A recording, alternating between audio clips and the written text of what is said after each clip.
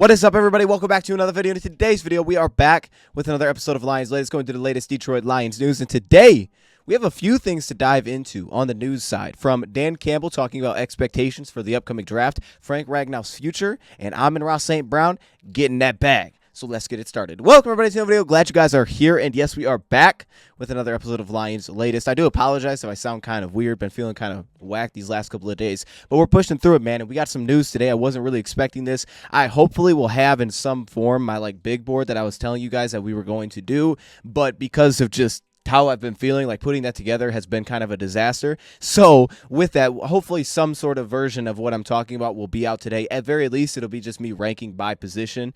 Hopefully that's fine. With that being said, though, we got some news. And I do want to also announce, by the time you're seeing this, it's probably over. But, well, actually, maybe not. 2 p.m. Eastern time, we're going to be live over there on Bleacher Report. And we have a content creator for each team doing a first-round mock draft. So if you guys want to join, see who I take at 29, I don't even know who I'm going to take at 29 yet. Definitely tune into that. But before we do that, let's start with Amon-Ra St. Brown. I'm going to try to keep this thing short and sweet just for my voice. But Amon-Ra St. Brown has officially assigned his extension with the Lions. A 4-year, up to $120+ million deal. I said up to. That didn't make any sense. $120+ million deal. So that's our early reports. We'll have all the details a little bit later. And, of course, to be equivalent to about $30 million per year. But it sounds like it could be more than that, which would make him the highest paid receiver in terms of average per year. Now, that'll shift, of course, as more receivers are getting paid. He'll probably start to drop down a little bit. But as of now, that would make him the highest paid. He also earned the biggest guaranteed salary number for any receiver in NFL history. $77 million guaranteed is what we are told here for Amon-Ra St. Brown. Now, I'm going to use a specific example that we used months back when we talked about the Amon-Ra St. Brown situation and him getting paid. I won't really speak on that too much. You guys know my thoughts. Yes, pay Amon-Ra St. Brown.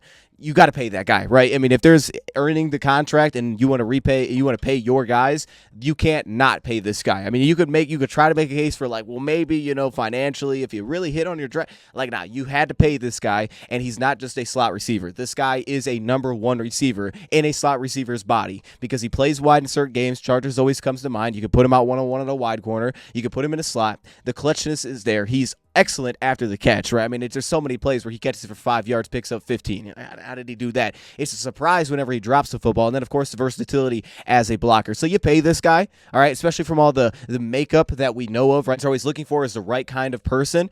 This guy checks all those boxes, so you pay him. With that being said, though, a quick little example. If you look at a guy like Tyreek Hill and you look at his contract, just kind of keep this in mind. I don't know for sure that the Lions will make the contract like this, but he was making $30 million per season. However, what you notice is the final year of his contract, he had a $56 million cap hit in 2026, which essentially was a void year. I mean, he could play on it, but that's 20% of the cap. He probably won't. And you can see they have a big out that year. $45 million saved with only 11 dead, which is simply just a signing bonus in his final season. So all of the guarantees really hit within the first couple of years of his contract. Specifically, you see it in 2024. So essentially what they did is the first 2 years, they essentially had no base salary. They had the minimum base salary, and then you have some of the guarantees that push that cap number up. $6 million, $12 million. That's nothing.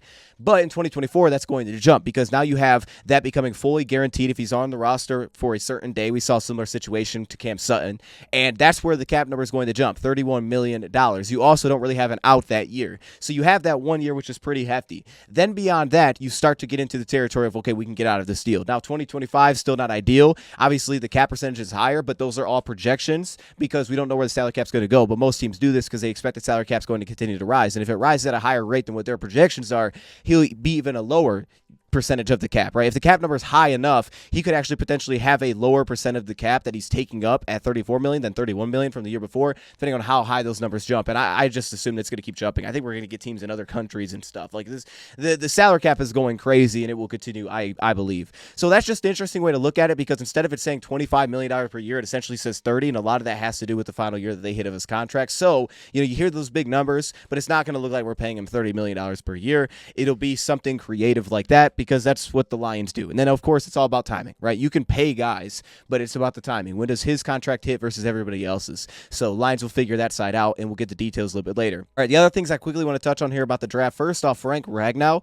Now, it was reported by Tony Pauline, I think that's how you pronounce his name. You see him all the time, especially around the draft, that his sources tell him that this could be Frank Ragnow's last season as a Detroit Lion, that he may retire as a Lion after 2024. And we've heard all the quotes from Frank Ragnow, in terms of just what he's going through as a player, what he's battling through as a Lion. So the report is, sources tell me this could be Ragnow's final season, and he may retire once the Lions campaign in 2024 is completed. So hopefully we can go get a Super Bowl for you, Frank Ragnow.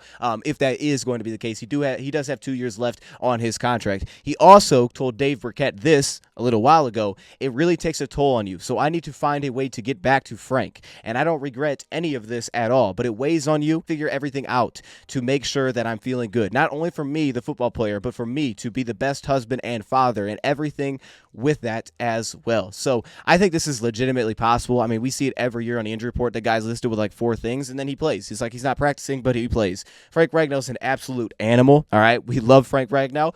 But with that being said, this does make a ton of sense because he's just gone through it, specifically with the toe. He's absolutely gone through it. I would say that definitely keep an eye on the Lions going interior offense line in this draft. So I did my predictive mock draft, and I didn't know about this yesterday, but when I did my predictive mock draft, I predicted the Lions take, and I can't say his name, Hunter Norzad, I think that's how you pronounce his name, center out of Penn State, guy that I really like. And my prediction is that based on a predictive mock, right, we could talk about drafting a tackle, we can make those arguments. I think that it's most likely that the Lions will view it as, let's go get interior offensive line help if that's what we're going to do, specifically a guy that can play center, because our backup center is Michael Neese right now. No hate against Michael Neese, but I can see the Lions looking to address that. They have some young guards in there, Colby Sorstel, Nitin Mutai, Coyote is back, and then at tackle you do have Dan Skipper, Connor Galvin. You could absolutely address that, but I would just keep an eye on that. And in that mock draft, I took Hunter in round, I believe it was 4, because I ended up moving around the board, and I took him in round 4, like pick 103. I think that's something to absolutely keep an eye on. I think there's a lot of ways that the Lions can go with this, just when you kind of look through the names of who could be available for a backup center for the Lions. Cedric Van Pran, again, I know you guys are pretty big fans of him as well, out of Georgia. I like him. I love the way that he gets into blocks. I really just like Hunter because I think athletically, the way that he's built in the lower body, the control needs to kind of dial in, but he's also a guy that did play right tackle in the past with Cornell, so I'm just a big fan of that guy's physical makeup. You have guys like Tanner Bordellini, once you get into kind of the mid-rounds a little bit, and then, you have some late-round options potentially, and there's guys that I like down there. I mean, it just depends what you're looking for, right? It's going to be a little more difficult, but guys like Charles Turner out of LSU, I thought he put together a really good stretch of games, and then you can even go to the top where you're talking about JPJ, you're talking about Zach Frazier, even though I got JPJ ahead of Zach Frazier. You could even look at, and I think Frazier's probably more of a round 2 guy, and then you can even look at guys like Grant Barton, who I traded up for. But speaking on trading up, this is what Dan Campbell told us. So Dan Campbell, talking about the draft, talked about how this was an offensive draft, which I think is pretty clear to all of us. Like, if you just did a mock draft, say you just did a 32 mock draft, first 32 picks, and you just drafted offensive players, all right, do that and then do it with the defense. Look how fast the defense stands out. It's absolutely an offensive draft, especially at the top of this year's draft. I like the depth at certain positions defensively, but offense leads the way this year. Offensive linemen, especially early. We know the receivers are pretty loaded. Towards the top specifically, they have the top 3 that will probably go top 10, and those guys should all be good. And according to Dan Campbell, like, not only is it an offensive draft, he thinks that if you have one of those top 15 picks, you're going to get a heck of a player. And then you have a lot of guys that have potential to be starters, which would fall into that next group of players. And as he talked about, as he spoke on, just be prepared as a Lions fan that, we don't know what's going to happen, but if their guy is not there at their spot, they could absolutely move back. And then he says, hey, it's just one more sleep, and then you have 2 picks the next day. And hopefully, honestly, maybe it's another pick, if you are going to trade back, but hopefully one around 4. I mean, just that alone, the fact the Lions have such a gap between 73 and 164, just filling that alone would be awesome because you're missing out on such a clump of players there, and maybe that's where your offensive lineman is. Maybe that's where your cornerback is. Like, you're missing out on such a clump there. I would love to have a pick an edge rusher in those spots. But with that being said, he just made it clear, like, hey, be prepared that anything could happen. It made it sound like the Lions aren't going to trade up, but I'm not going to count that out just because he made it sound like that. I think it's still a real possibility,